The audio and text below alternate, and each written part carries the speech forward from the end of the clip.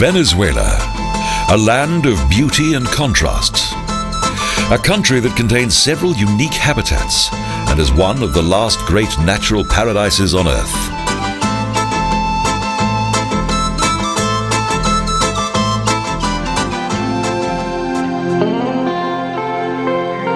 Venezuela is also home to the legendary Orinoco, the second largest river in South America. It also forms a natural border with Colombia.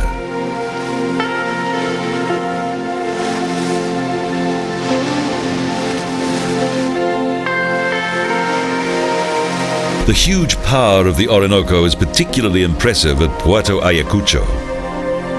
Here the rapids are a truly majestic and awesome sight.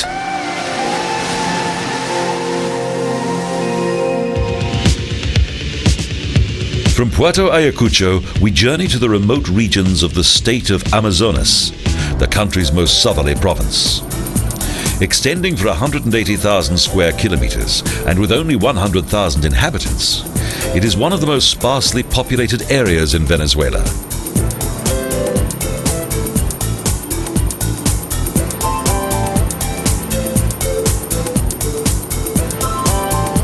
On board a small aircraft, we take the opportunity to relax and enjoy the wonderful view of the natural scenery below. For the local pilots, a journey to the rainforest regions is always something of a challenge.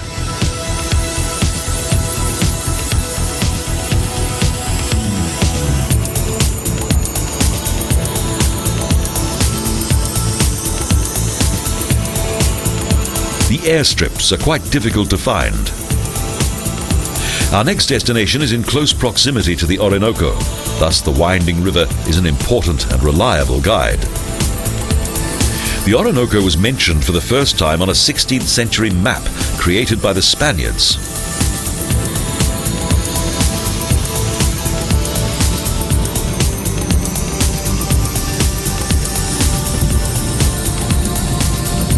The landing on the grassy runway in the middle of the jungle may seem rather daring, but it's quite normal for this part of the world, thanks to the experience and skill of our pilots.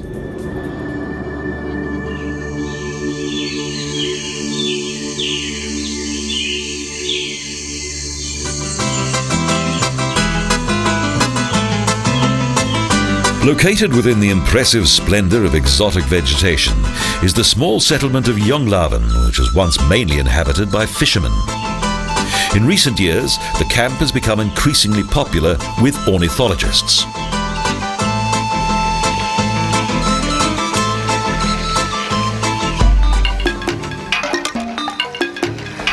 A short journey by motorboat takes us to the headwaters of the Rio Ventuari. Because the route leads through an extensive maze of canals, it's important that this leg of the journey be taken with an experienced guide who is well versed with the local geography.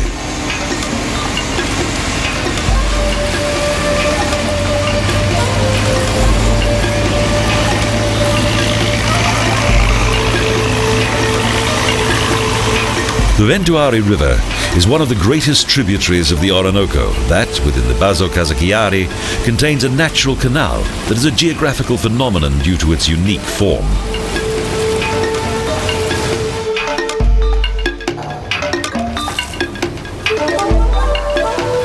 Following a 3-hour journey on various tributaries of the Orinoco, we arrive at the small village of the Makaritari, an Indian tribe that is part of the Yacuana people.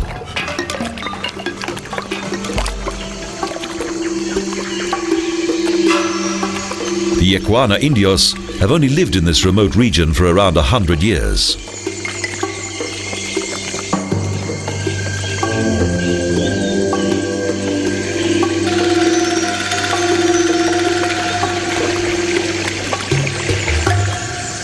Gold diggers who once entered the original homeland of the native inhabitants forced the Indios to leave their home territory, as they were unable to put up any serious resistance against the better armed intruders. Here in the south of the country, the Indios found a secure and idyllic place to live.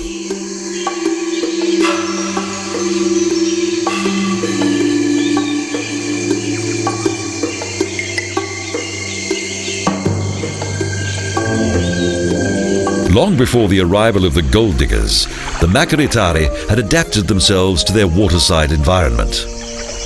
They were excellent boat builders who passed on their knowledge to subsequent generations.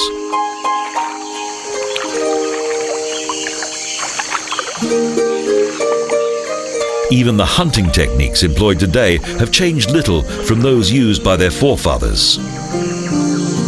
Today's focus is an armadillo that also attracts the interest of the indigenous wildlife. In addition to domestic animals such as dogs, the Indios also keep colorful and exotic creatures that include parrots and small monkeys.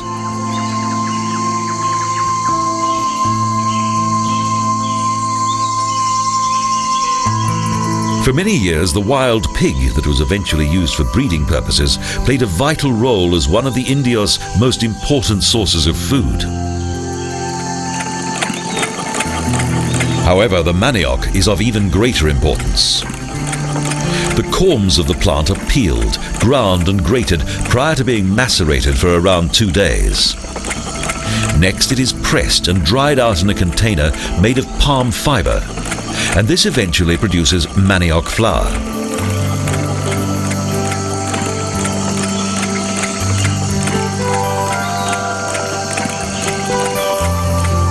Long flat breads are formed from the manioc flour and then baked by the women in simple ovens. Even today, the flour forms part of the staple diet of the local people.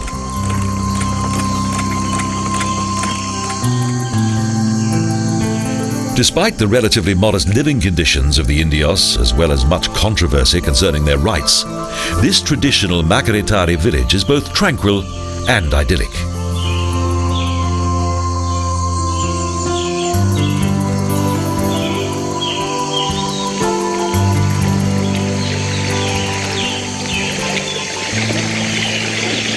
Outside the village, we encounter a strange stone that contains various ancient carvings. Proof that this region, now occupied by the Makaritari, was once inhabited many years earlier than first believed.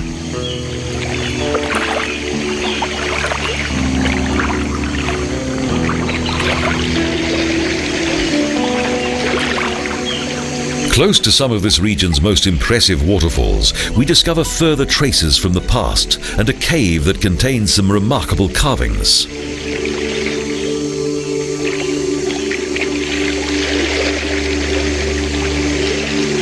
A former chief immortalized himself within the rock walls of the cave. Its darkness is a welcome retreat for numerous wild creatures. Caution is best, as the snake that we spotted could be extremely poisonous.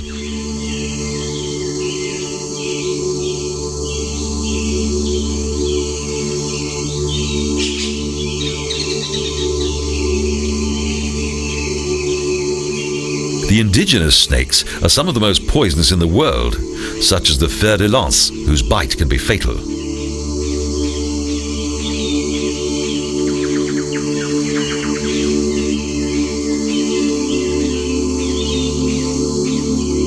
Another notorious snake is the anaconda. The anaconda is one of the largest species of snake and also the heaviest, but this particular specimen falls far short of its gigantic counterparts.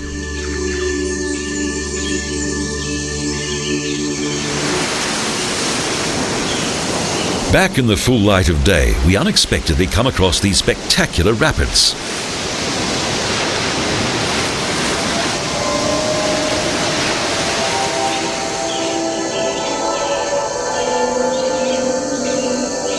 On the banks of the foaming river, a number of ants are busily cutting up leaves and diligently transporting them to their nest.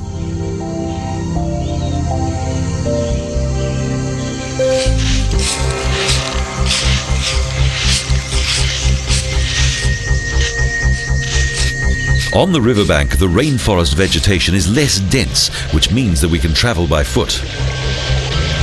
The south of Venezuela is mainly influenced by vast tropical forests and huge rivers.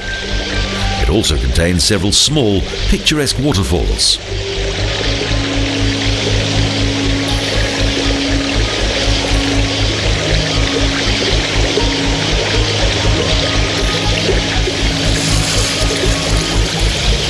In some sections, the river has washed away the rocks, so making it necessary to negotiate the river by wading through the water. An undertaking that is not without risk, as various dangerous creatures are to be found in these waters. But the water also provides welcome relief from the tropical heat and humidity.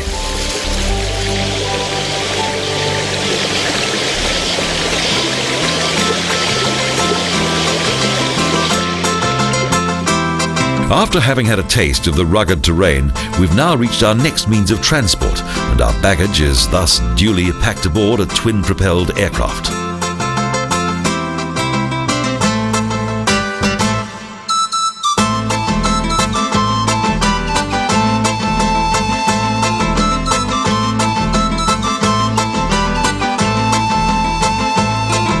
It's not so much the modest size of the aircraft that is causing us some concern, it's the condition of the runway. Following several days of heavy rainfall, the ground has become extremely wet. But eventually, we take off without problem.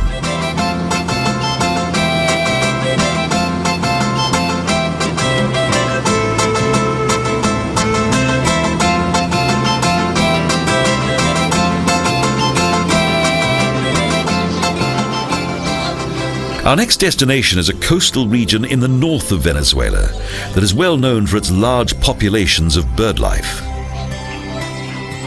The flat, brackish water of the lagunas attracts thousands of pink flamingos. They feed mainly on crustaceans, larvae and algae.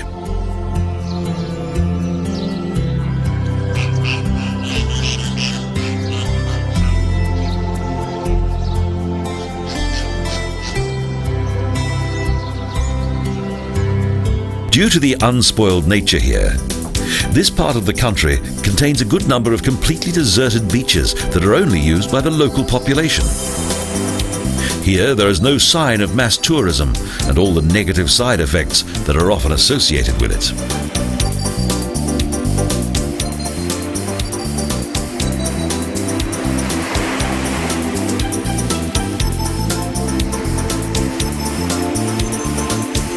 This is a place of relaxation where the soul can wander and enjoy the paradisiacal beauty of the surroundings. In this coastal area, there's one dreamlike beach after another.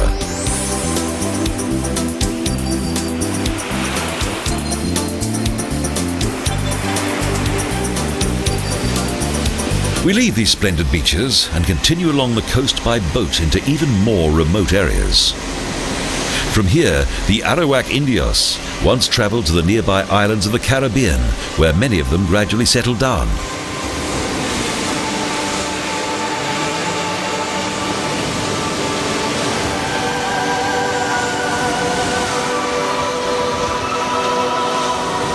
The arrival of the first Europeans here eventually brought about the decline of the indigenous Arawak people. The 16th century introduced foreign diseases, and forced labor led to the near extinction of the Arawak people.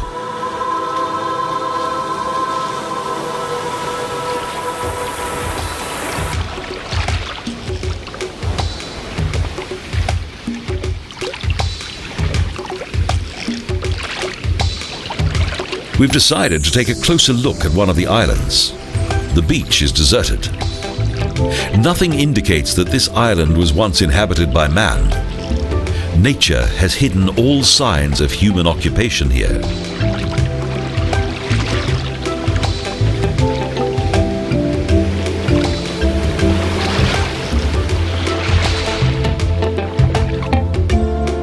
As with many of the other islands, some years ago, there was a coconut plantation here which gradually became less profitable and thus unviable. The plantation was abandoned, but the palm trees still remain.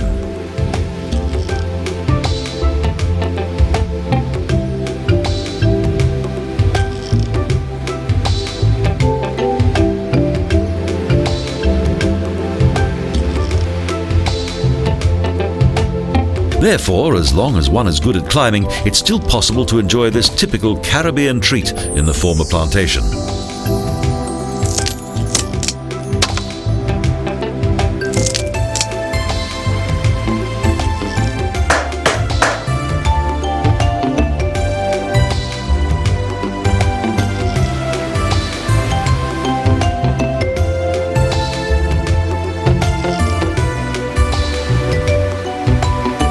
beauty of the local scenery belies the fact that the islands were once home to many infamous pirates. In the 16th century, the waters around the West Indies were extremely hazardous.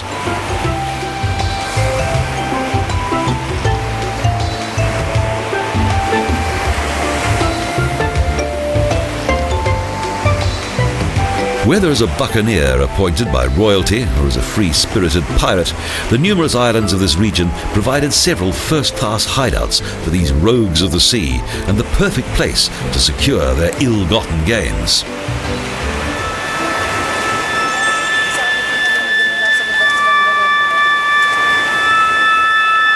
Early in the morning, Makaritari Island is already wide awake. Hundreds of pelicans gather round the boats that have brought in freshly caught fish for the daily market. The waterfowl takes care of the rest.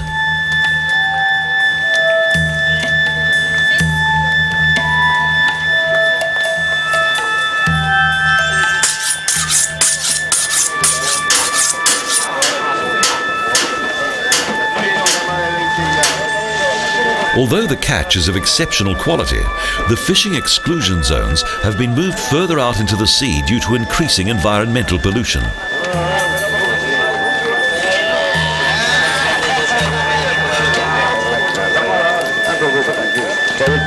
In addition to the excellent fresh fish and an abundance of fruit, the market on Makaritari Island also has a range of duty-free goods for sale.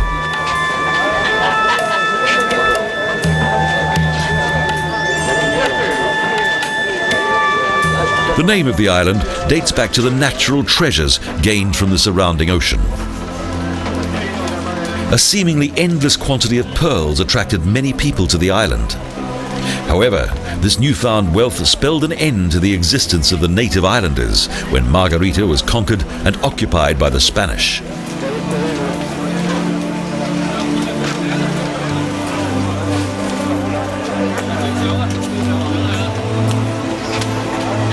Pearl diving has since been prohibited, although a few of the island's shops have a magnificent selection of jewellery.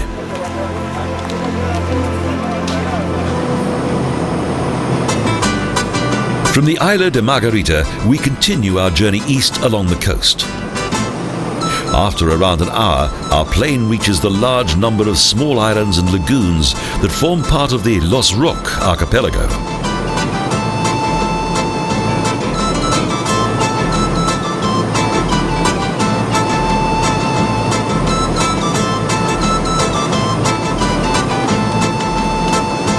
In 1972, this group of Caribbean islands was designated as a national park due to its ecological importance. Here, conservation is a priority.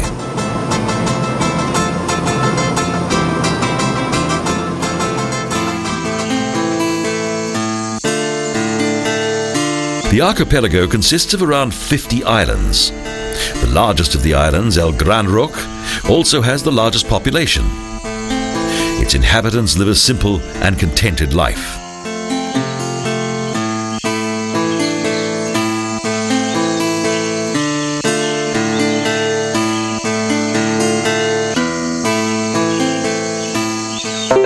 This joie de vivre is reflected in El Gran Roque's colourful houses and a completely cloud-free blue sky. It's easy to see how those who come here are captivated by the island's tranquil atmosphere.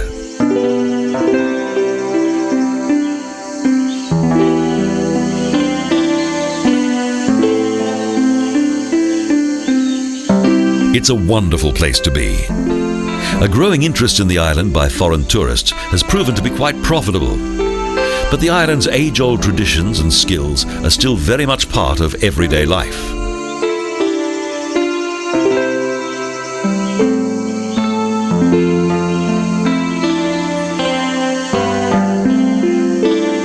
Most of the islanders are connected to fishing in one way or another. During the day, the fishermen take the opportunity to repair their nets.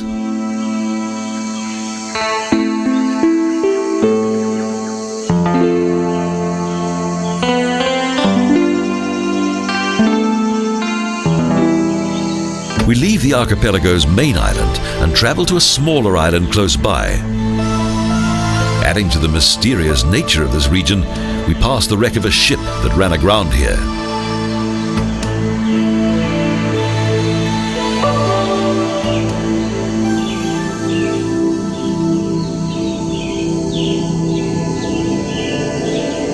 At low tide, more than 300 tiny islands that look like sandbanks begin to emerge from the ocean.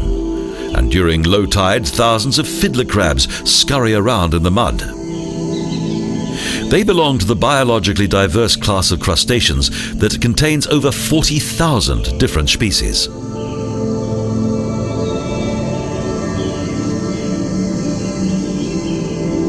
This region's fantastic underwater world is a sight to behold. Particularly striking are its huge tropical mangrove forests. They form a habitat that is of great importance to the creatures that live here. Crustacea also benefit from the region's ecosystem.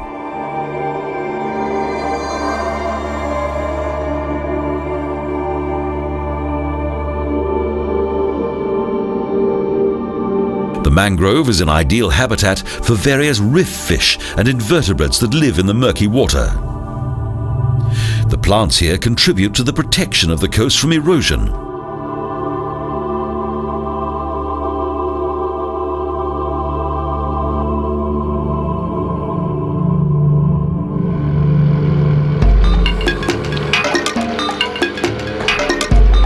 A brief glimpse into the water is only the prelude of an even more exciting and impressive experience. In order to explore the underwater world more thoroughly, our group is preparing for a dive.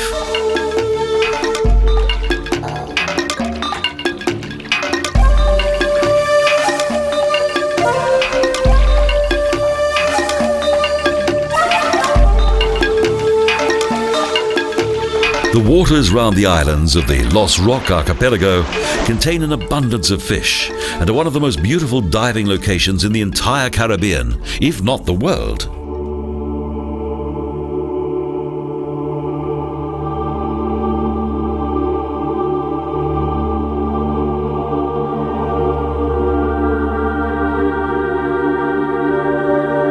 Our underwater camera, the most expensive part of our equipment, is carefully lowered down to the divers. It's good to know that we can attempt to capture the breathtaking beauty of this amazing world on film.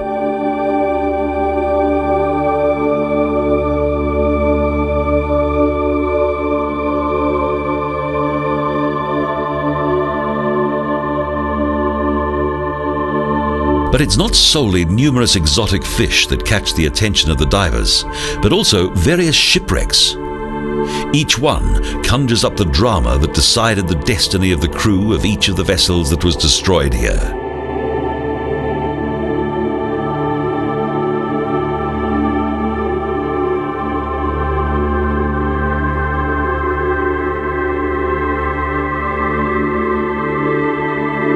The natural variety of the underground world of the Roques Archipelago manifests itself in the diversity of the numerous coral reefs that grow here.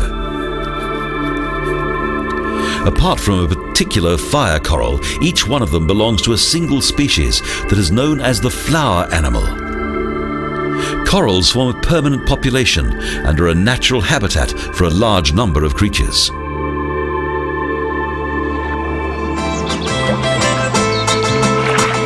After completing our dive, we return to El Gran Roque Bay, where the fishermen are preparing for their next trip. Despite increasing tourism, the island has managed to retain its natural character. Life here is still in close harmony with nature.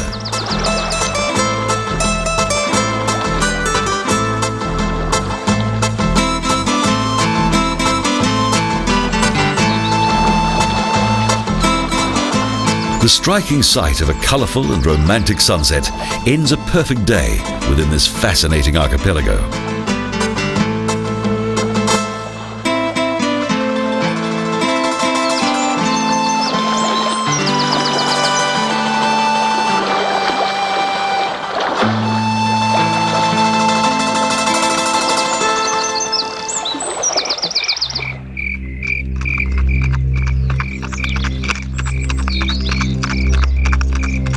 East of the Venezuelan Andes, in the vast plains of the Llanos, the scenery is entirely different. It's almost reminiscent of America's old Wild West.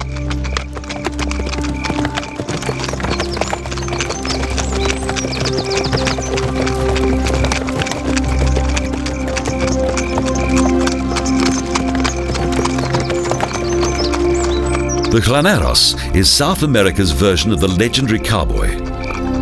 The use of the Llanos' pasture land was introduced in the 18th century. It covers a third of Venezuela.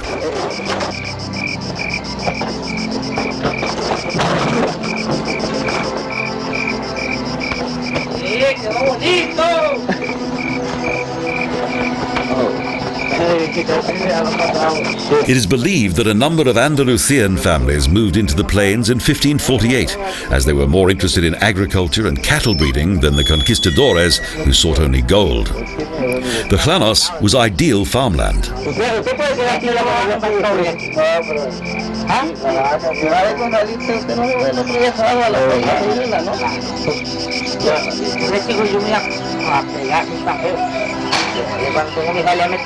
The establishment of massive farms here came much later, at the end of the 19th century.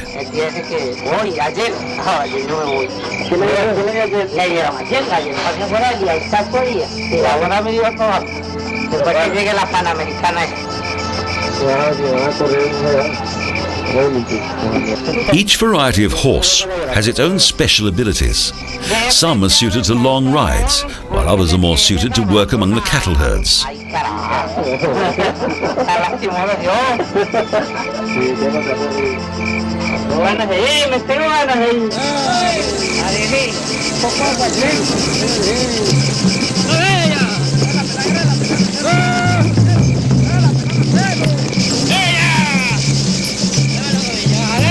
As with their famous Argentinian counterparts, the gauchos, the Llaneros are among the finest horsemen in South America.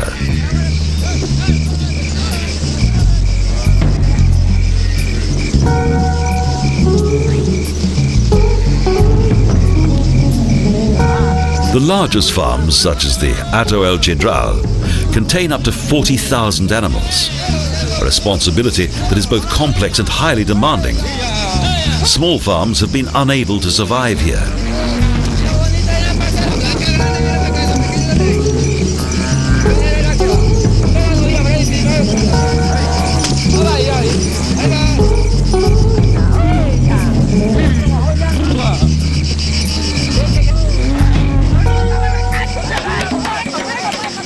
The Llaneros have gradually developed their own knowledge, skills and techniques that are unique to Venezuela.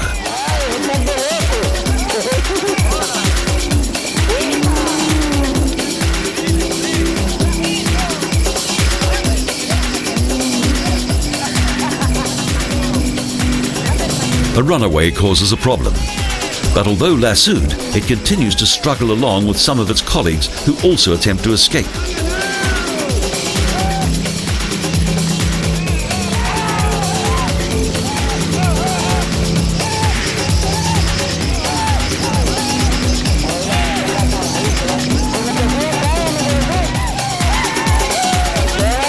But all is kept well and truly under control. The herd is soon led to new pasture, as due to extreme changes in the weather, the ground is relatively low in nutrients. According to an old rule of thumb, 1 hectare is required for each head of cattle.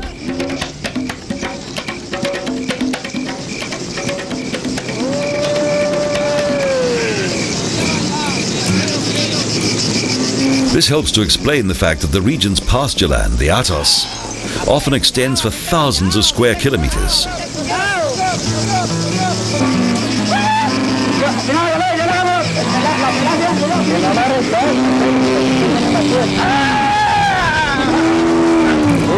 So a farm is tantamount to being like a small country, with its own stores and even its own police force.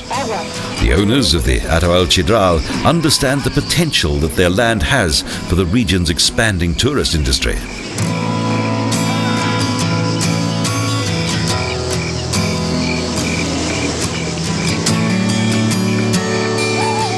Here, visitors can gain an insight into the everyday life of the Llaneros, who, from an historical perspective, were the first real cowboys of both American continents.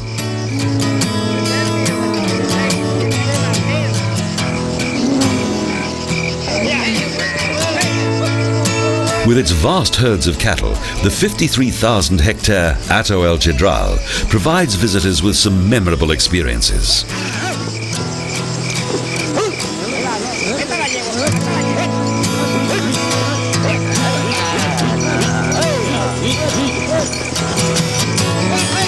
Here in the endless plains of the Llanos, the spirit of freedom continues to thrive. The pride of the Venezuelan cowboys is plain to see, as they are also the guardians of an important national treasure.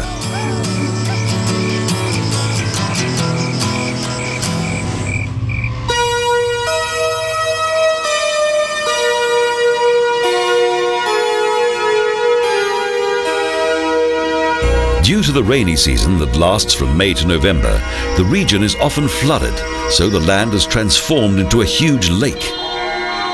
During this time of year, there are various interesting excursions on offer.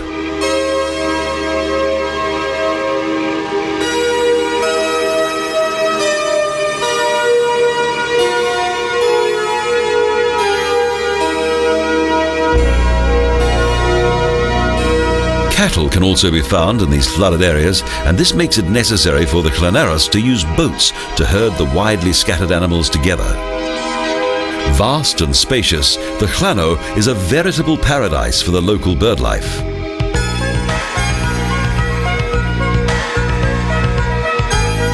The biodiversity of the bird life here ranges from the common duck to the rare egret, and also the jabiru, the world's largest stork.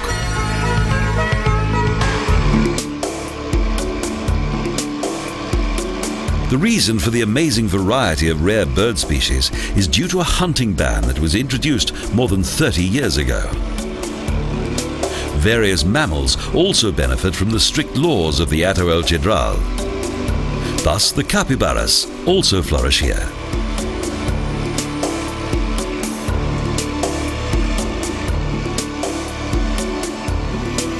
In the rainy season, the flat landscapes of the Llanos provide an ideal refuge for a large variety of wildlife.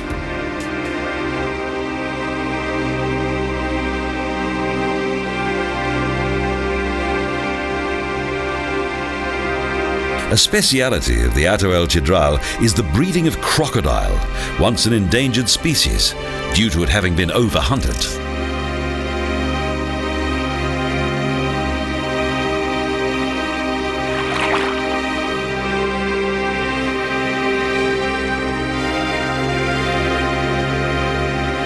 In spite of its frightening appearance, this caiman is somewhat shy and rather reserved as our boat disturbs its peace and quiet.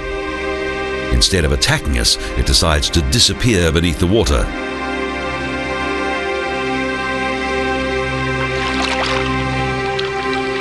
Several security guards constantly tend to the security of the animals.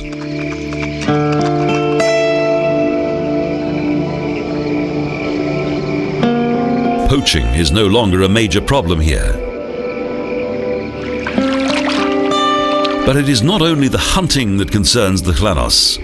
In recent years, an increasing number of Colombian animal thieves have entered the country. The rainy season and the wetlands are ideal for the capybaras, as they are excellent swimmers and have webbed feet.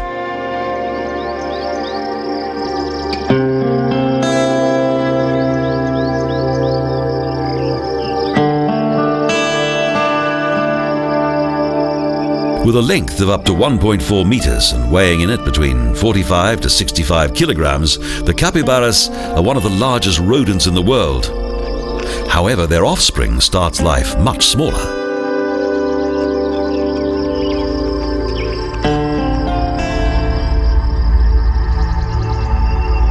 The young rodents are observed from the treetops by various indigenous birds of prey, while two mounted guards are busy looking for animal tracks.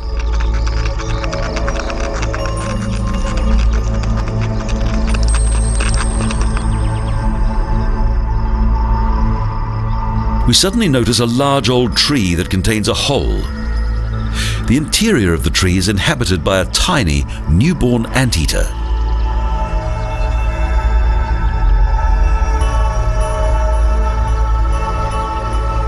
Anteaters are born weighing around 1,500 grams. Blinded by the daylight, the youngster is clearly disorientated.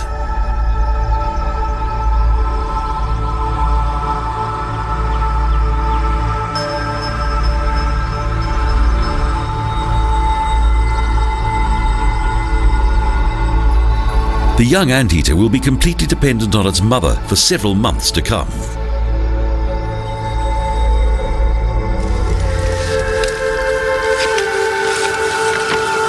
The journey continues. Next we encounter the mother of the baby anteater. The adult anteater can attain a body length of up to 2 meters. As its name suggests, its main diet consists of ants and also termites.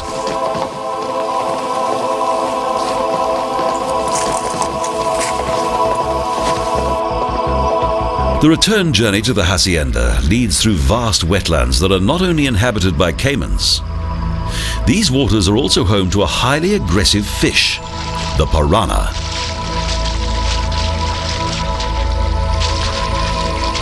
The murderous frenzy of the hungry piranha is notorious. It can even attack large animals.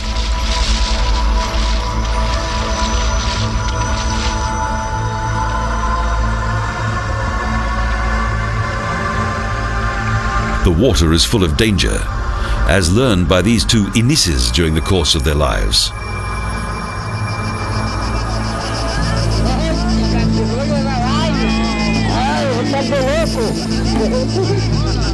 The Llaneros and their cattle have now almost reached the Hato El Chidral ranch.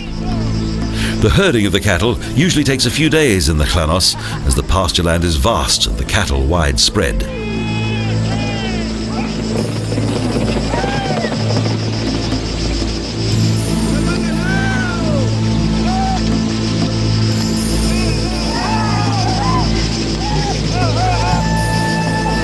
Venezuelan cattle are a unique crossbreed. They originated from Asia prior to being introduced to South America.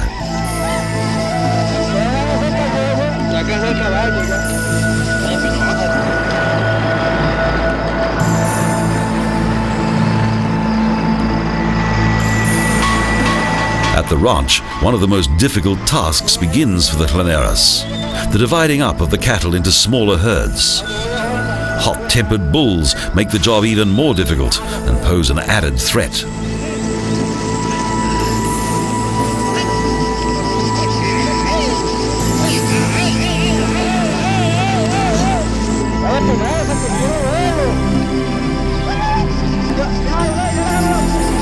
Several cattle transporters have arrived from Caracas, the capital of Venezuela, that has around 2 million inhabitants. Only a small number of the cattle here are used for milk production. They produce far less than European breeds.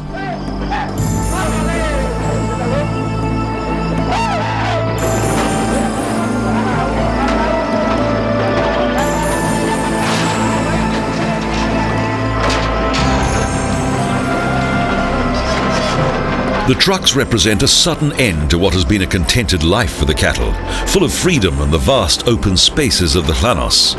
It's a heart-rending sight.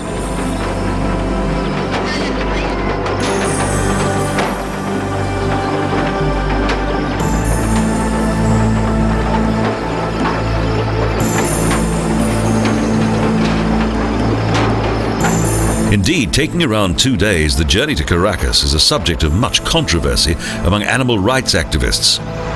Unfortunately, there's no other way to transport the cattle, and beef is Venezuela's most important agricultural export.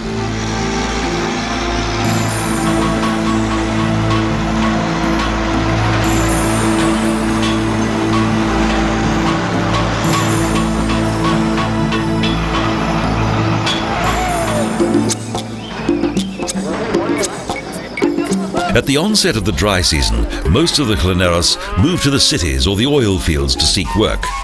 Those who remain here train new personnel. A Llanero begins his apprenticeship by learning how to round up the calves.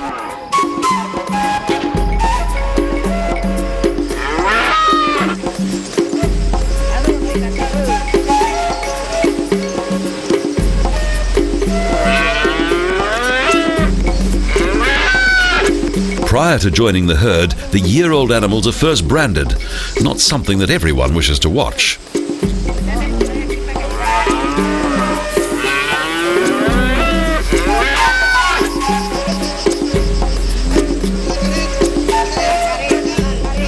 After completing their duties, the men have some time to talk and relax prior to recommencing their work.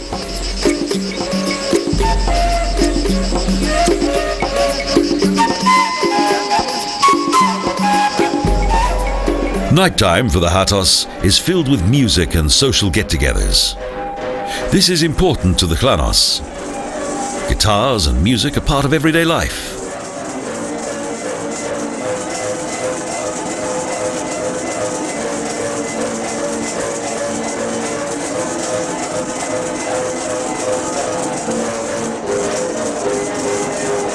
Here, music has a long tradition.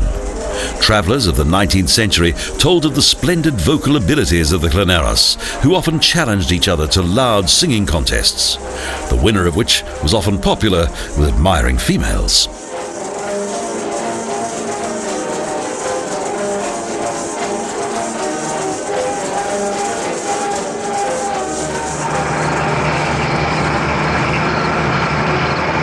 At around midnight, we set off once again and travel by truck through the pitch darkness. We are accompanying some security guards who even now are out on patrol. The first animals that we come across are some capybaras, but a few seconds later we encounter a far larger creature.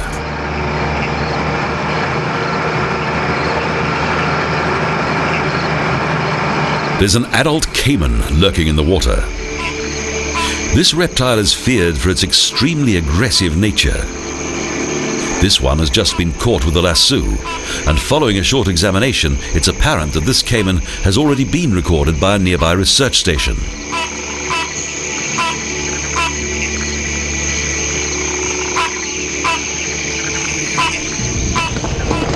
The next day we join Franco, who, along with various other co-workers, is responsible for the security of the Alto El Chidral ranch. Each day, his work leads him to a remote area deep in the wilderness of the Llanos.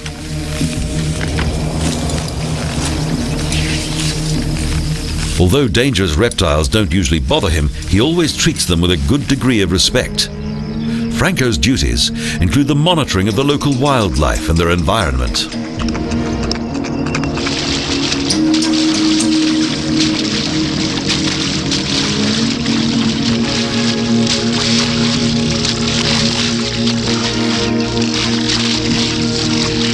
The wetlands of the Llanos are full of life. Today, Franco is searching for newly built caiman nests. But we first encounter a far rarer member of the local fauna.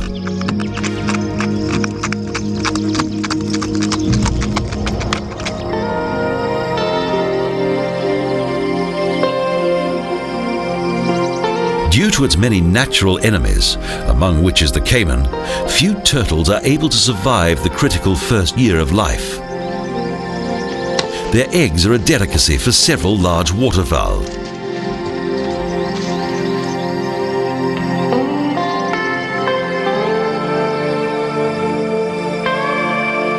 Only when the turtle has reached a certain size is it relatively secure. After the inspection of its undershell, Franco is sure that this beautiful specimen is a male. We carefully release the turtle into the grass and follow it.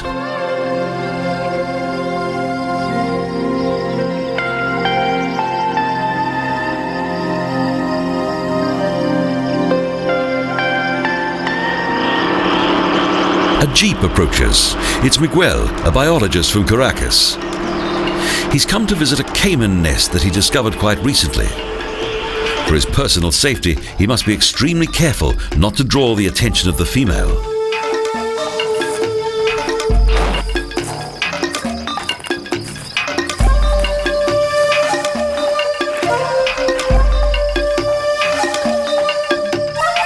Miguel succeeds in approaching the nest unseen.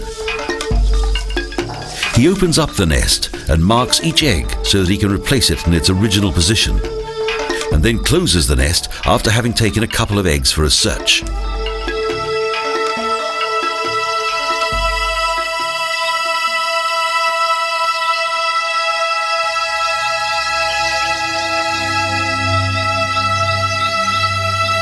If he had not replaced the eggs correctly, the embryos would most likely not survive. But due to his attention to detail, soon the young will hatch and be under the supervision of their caiman mother.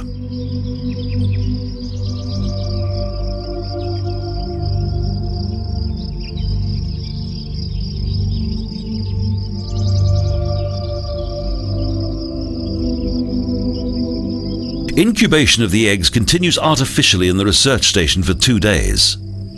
In the wild, the caiman females would normally help their offspring to hatch out.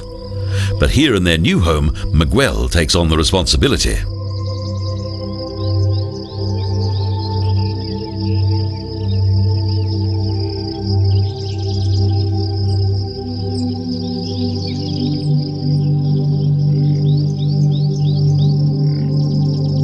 He knows exactly when the right time has come to free the small reptiles from their shells, through which he can hear their calls. The female caiman usually lays around 30 eggs, and only a few are taken for research purposes. These are each from different nests.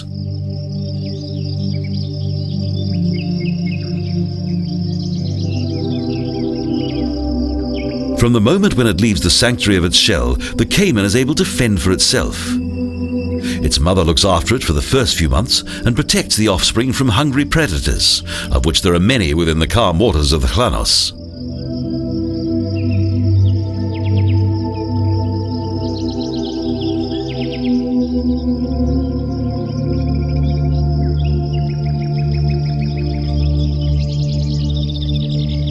If there is danger, the young caiman often hides within his mother's mouth.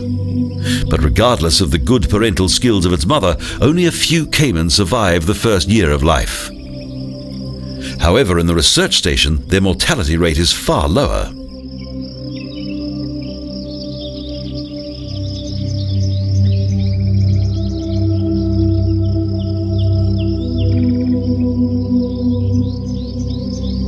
Due to the dedicated work of the scientists, almost 100% of newly hatched caimans survive. It's particularly the young who receive most of the attention. Small injuries are treated immediately in the research station. For good reason, much is done to protect these fascinating creatures.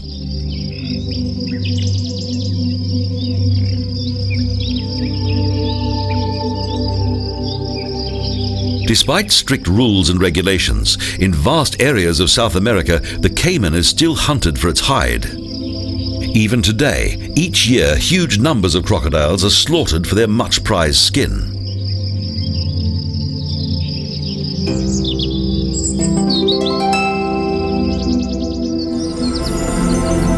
After a couple of days, the freshly hatched reptiles are placed into large pools that are located in the open air.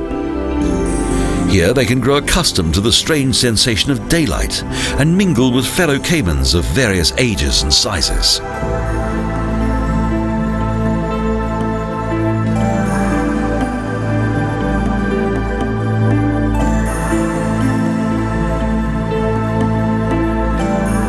The pools are full of small crocodiles, almost 200 of which will fit into each pool. The caimans spend their first 3 years in the research station.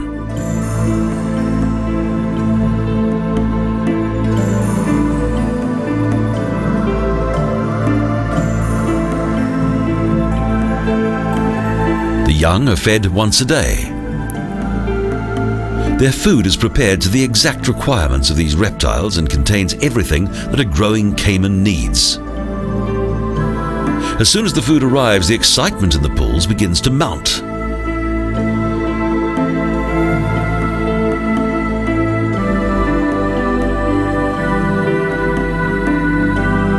At first hesitant and cautious, and then with increasingly more force, the young crocodiles gobble down their food, which consists of a mixture of meat, fish, and also a variety of important vitamins.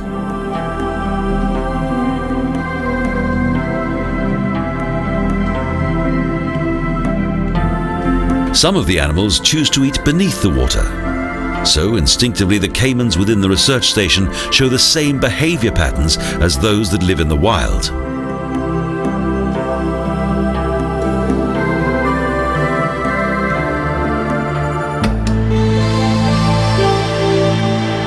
Even though much effort is put into both the preservation of these primeval creatures and the ecological balance of this unique habitat, the El Chidrol region has not yet been declared as an official nature reserve.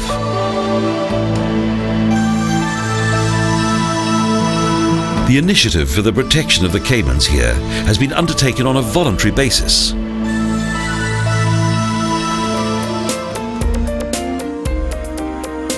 Without the commitment of the owners of Hato El Chidral, some of the natural inhabitants of this area would most likely have become extinct. Due to the protection of this magical landscape, the cattle here can now thrive and the Llaneros can continue to prosper.